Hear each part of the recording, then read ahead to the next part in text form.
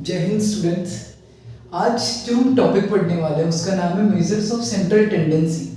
Measures of central tendency आपके statistics में एक बहुत ही बेसिक, बहुत ही इजी और बहुत ही इंपॉर्टेंट टॉपिक है। मेजर्स ऑफ सेंट्रल टेंडेंसी पढ़ने से पहले हम ये समझते हैं कि सेंट्रल टेंडेंसी का मतलब क्या होता है। सेंट्रल टेंडेंसी एक वर्ड है that means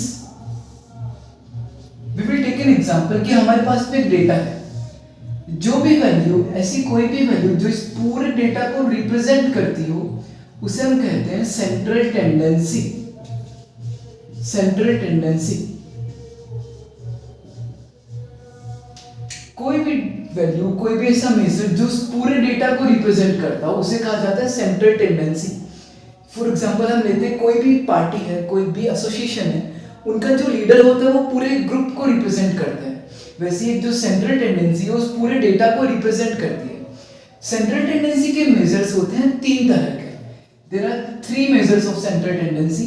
number first mean, number second mode and number third is median.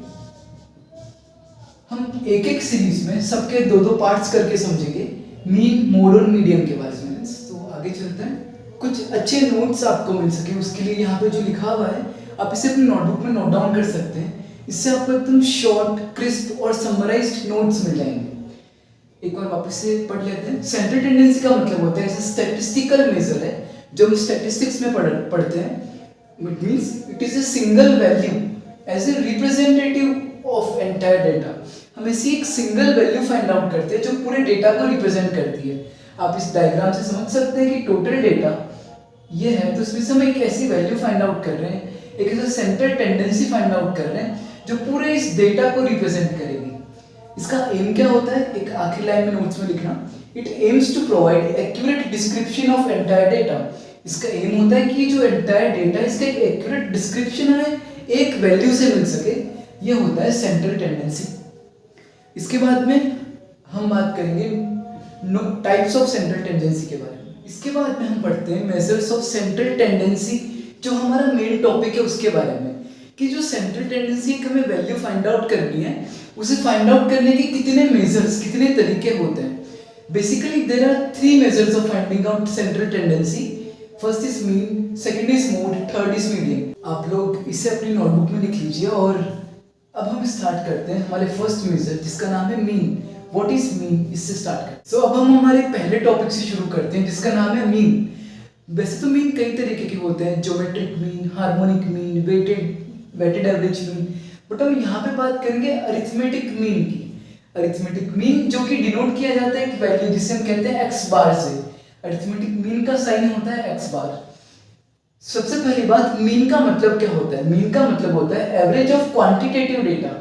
कोई भी हमारे पास में जो डेटा दिया हुआ है हमें उसका एवरेज करना है, उसे हम मीन कहते हैं।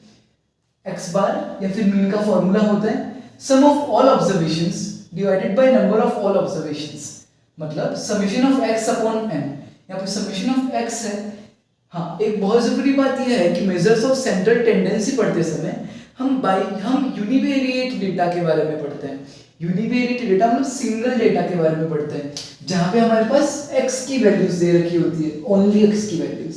इसे कहते हैं यूनिवेरिएट डेटा। अगर हमारे पास में x और y दोनों की वैल्यूज दे रखी है तो उससे क्या जाता है बाइवेरिएट डेटा, और वो हम पढ़ते हैं कोरिलेशन चैप्टर में,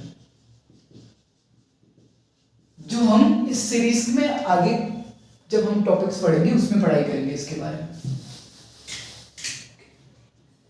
ठीक है, तो x बार का फॉर्मूला है summation of x upon n, summation of the value of x divided by n। x bar equals to summation of x upon n। एक एग्जांपल लेते हैं, हमारे पास x की वैल्यूज गिवन है 1 2 3 4।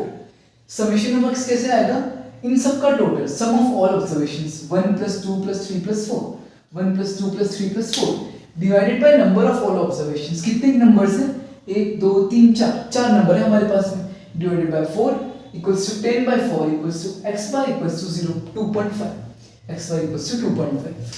ये फॉर्मूला जब अप्लाई होता है जब हमारे पास में अनग्रुप्ड डेटा जिसे हम कहते हैं सिंपल डेटा गिवन हो। सिंपल डेटा गिवन हो मतलब x की वैल्यूज डायरेक्टली हमारे पास गिवन है, हमें साथ में फ्रीक्वेंसीज या नंबर्स नहीं दे रखे हैं, सीधी एक्स की वैल्यूज गिवन है, तब ये फॉर्मूला लगता है। ओके, अब आगे हम पढ़ते हैं, जब हमारे पास डिस्क्रीट सीरीज गिवन हो तब क्या होता है, वो हम पढ़ेंगे अगले पार्ट में। अभी तक आप इतना पढ़िए और मैं आपको एक होमवर्क देता हूँ, आप खुद से ट्राई कीजिए। ठीक है, ठीक है, ये एक एग्जांपल है जो आपको खुद को ट्राई करना है। हमें x की वैल्यूज गिवन है 10, 30, 50, 60, 20। Find the arithmetic mean. Arithmetic mean आपको एक बार ट्राई करना है कैसे होगा। इसका जो सॉल्यूशन है वो मैं डिस्क्रिप्शन बॉक्स में दे दूंगा। This is all for this video. Thank you so much for watching. अगले लेक्चर्स में, अगली क्लासेस में इसके आगे का पढ़ेंगे।